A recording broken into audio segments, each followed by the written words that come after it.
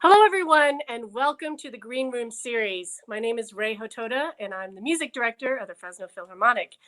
And the Green Room series is a chance for us to get to know our players of the Philharmonic. I'd like to please everyone have a warm welcome for Bruce and Gabrielle. Welcome. Hi. And our bass trombonist, Wayne Solomon. Howdy. So, how are you guys doing? Good. Well, yeah. Wayne, how are you doing? I just finished a 20-mile bike ride before this, so I'm feeling pretty good. Wonderful. Well, I'd like to ask you, during this pandemic, I'm sure you've been doing all kinds of things and projects. Bruce, can you tell us, you're our principal trombonist of the Fresno Philharmonic, and Gabrielle, you are a violinist in our orchestra. Can you tell us a little bit about yourselves, how long you've been playing with the Fresno Phil? Oh, geez. I'd have to ask Wayne how long I've been playing with the Fresno Phil. Wayne, how long I've been playing with the Fresno Phil? Probably your 20th year, because you started the year before me. So I'm in my 20th year now? I think so. Wow. Do I get a prize? Yeah, well, it's in the cereal box. Yes. I got it by the right box. Okay. You know, we can get you a Fresno Philharmonic mug, you know. I think you deserve that. I would love a Fresno Philharmonic mug. Yeah, so 20 years. Things were a lot different back then. Things have changed a lot. And I'm really glad I have stayed in the orchestra this long. So. And Gabrielle, how long have you been playing with the Fresno Phil? I was just trying to do the math really fast. Wayne actually was the first person in the Bay Area who hired me when I met Bruce, because I'd been playing with him at the Carmel Bach Festival for 9 years before we finally met. And I was living in Holland at the time. And I was that first year when I was still commuting traveling between Holland and then visiting Bruce. Wayne had the need for an extra violinist, and he asked Bruce, so can she use a lot of bow? I mean, because I was playing a lot of, all I was doing in Holland was historical violin. So that was the context in which he knew me. And I assured him, yes, I can use a lot of bow. So he hired me. He was the first person to hire me. So I guess I've been playing with, when did I move here? Seven or 8 years. Yeah, so I've been playing with Fresno for about 8 years. But fantastic. You won an audition. 2 years ago, I got a position. So yeah. Wonderful. And Wayne, you do double duty. You are a bass trombonist, but you are also our personnel manager. Can you tell us a little bit about your role as personnel manager? Well, usually a personnel manager is responsible for filling temporary vacancies by hiring substitutes. There's a list that's usually created by the principal of the section, and they'll give me a list each year of candidates or players that they feel are qualified to sub in the sections. And so I'll go down that list in order whenever we have a temporary vacancy. Say some contracted musician takes a set off to maybe play with another orchestra or something. That'll create a temporary vacancy for an upcoming set, and I'm responsible for filling those vacancies, among other things. Yes, and Wayne, oftentimes you are, kind of like taking role, for our musicians. You're making sure that everyone's on stage when they're supposed to be, and right. I love making sure they get the paperwork and all that kind of stuff. Right, and I love in the rehearsals when you're like 5 minutes and it's the end of break, and you're roaming through the hallways and backstage, warning all the players to get their butts on their seats, right? It's a little bit like herding cats sometimes. Fantastic. So how are you all doing, and what are you doing during this time of sequestering and we're not able to perform together physically together on stage, which is disheartening, but also a time for doing other things. So shortly after everything got, all of our work evaporated, what seemed like overnight, And that has helped me to keep my sanity. So doing lots and lots of recording projects, most of which never see the light of day, but it's just really good for me to keep up my playing and learn how to do recording and things like that. And then I've been helping other groups and individuals with their recording projects too. So that keeps me pretty busy these days. And I've had to learn a lot of new skills, and that's been really good, keeping my brain exercised. And yeah, that's mainly what I've been doing. So. Well, and there's a YouTube video of both of you playing together. I think it was a Bach piece. Is that right? Yeah. Yeah. Can you tell us a little bit about that, and why did you decide to do that? Well, we've been wanting to do stuff together for these recording things, and we're actually working on another one right now, which is Gabrielle. But the Bach is just an arrangement I happen to have in a stack of sheet music, and I said, hey, let's do this. And it's a beautiful, beautiful piece, cantata. I don't remember. I'm horrible.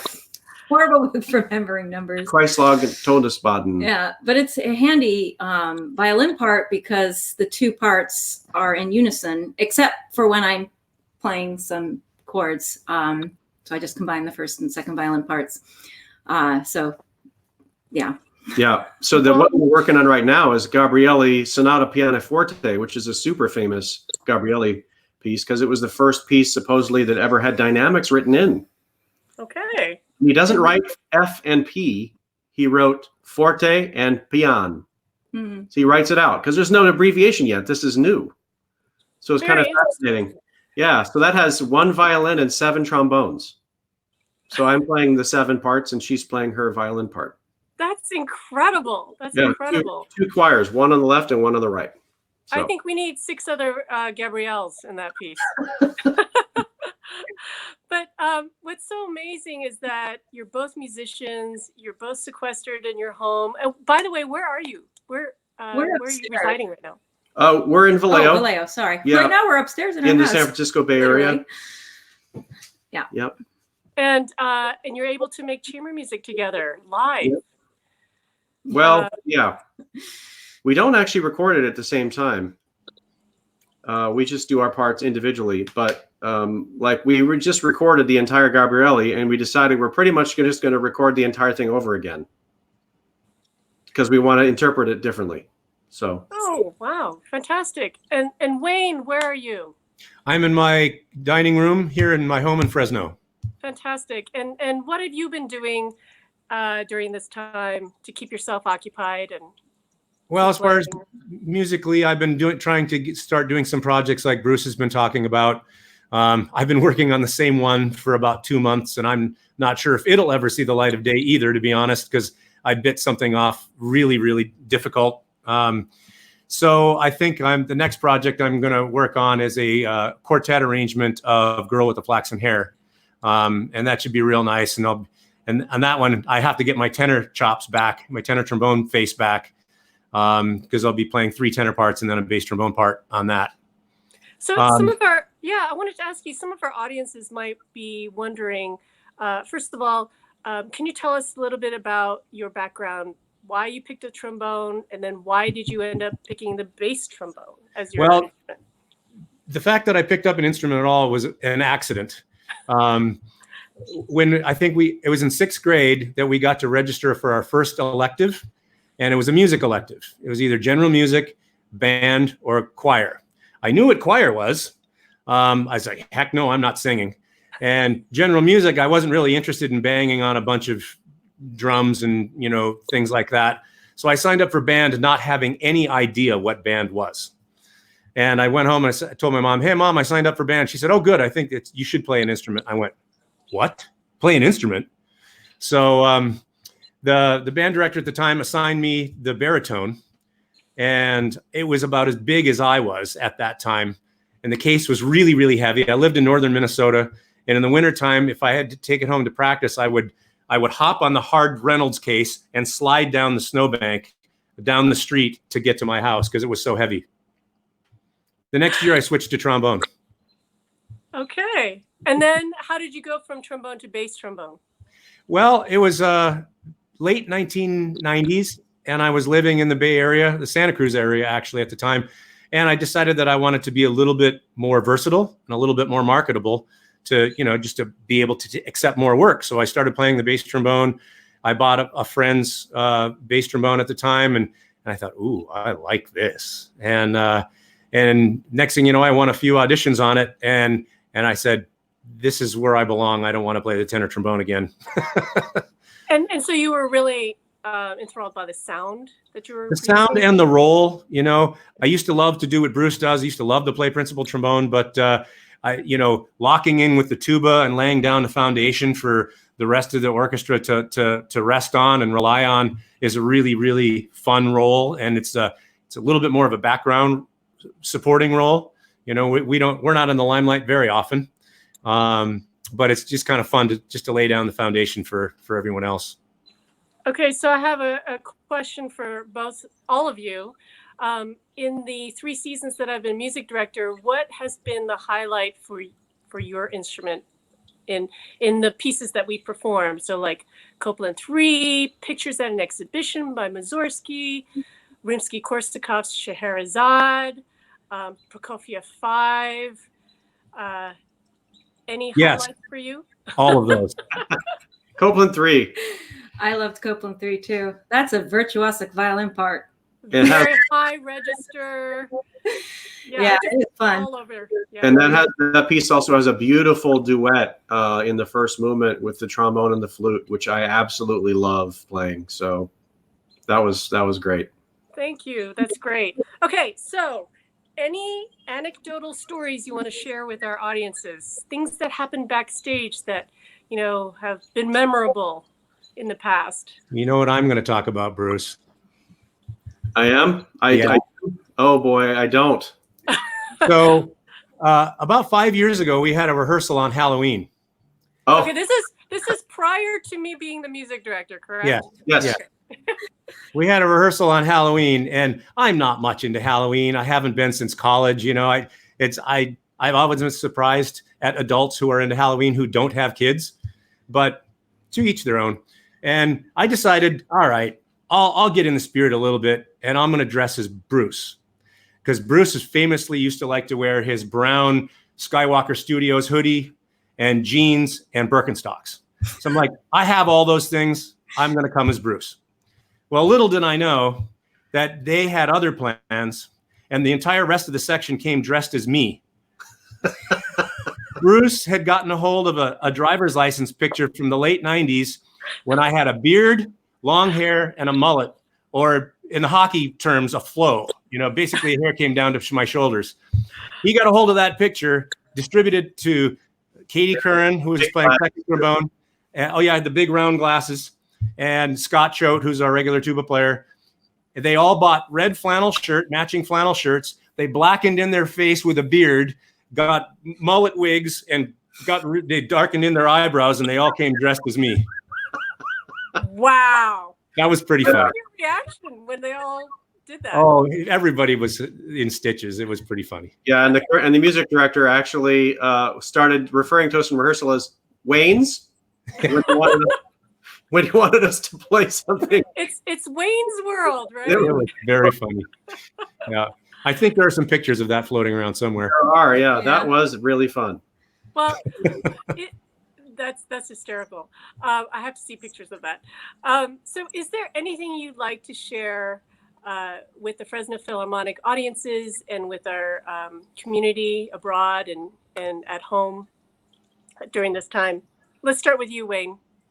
Well, we sure miss making live music for you and with each other, and can't wait to get back to it. So this is really difficult for all of us sitting here sequestered at home, not being able to perform live. So I hope that you're all still there and willing to come out and hear us. For now, we're planning on being back on stage in February, and hopefully that can happen. And we can't wait to see you. So please come out and say hi. Bruce, Gabrielle, anything you'd like to share? I just miss the Fresno family, and I miss the audiences, of course, and playing on the stage. I feel that the Fresno Phil is one of the things that makes it special is that so many of us travel to come play, and we stay there. So Fresno feels like a second home for many of us, I think, and we take that family feeling on stage. So it's a special place. I think for me personally, Fresno has a very special place in my heart because, as I said earlier, it was one of the first places I started playing in the Bay Area. And actually, after playing early music or historical performance practice for a solid decade, I mean, it was repertoire spanning through the Romantic period, but still, it was the first orchestra where I was really welcomed again as a modern violinist. So I just love the Fresno Philharmonic, and I really look forward to when we're on stage playing live for our audience again. And I would plea our audience to continue supporting the Fresno Philharmonic, because without your support, we will not survive this period, and there will be no orchestra on stage to play for you anymore live. So please. Yeah, we're just really lucky to have the Fresno audience. And I think equally lucky is the Fresno audience to have us, because it is a really special orchestra. And having Rei is so amazing. It's so much fun, even to just do rehearsals. And rehearsals are kind of a necessary thing, but very, very rarely do I look forward to rehearsals as much as I do with Rei. So, Wow, thank you so much. That means a lot. yeah, And I miss working always with great. all of you. It's just a really difficult time, but we will get through this, and we do need your support. And we want you all to be there in the audience when we do come back on stage. So thank you all, Wayne, thank you, Bruce, thank you, Gabrielle, for doing this interview. And we hope that you stay safe. And thank you all who have been watching.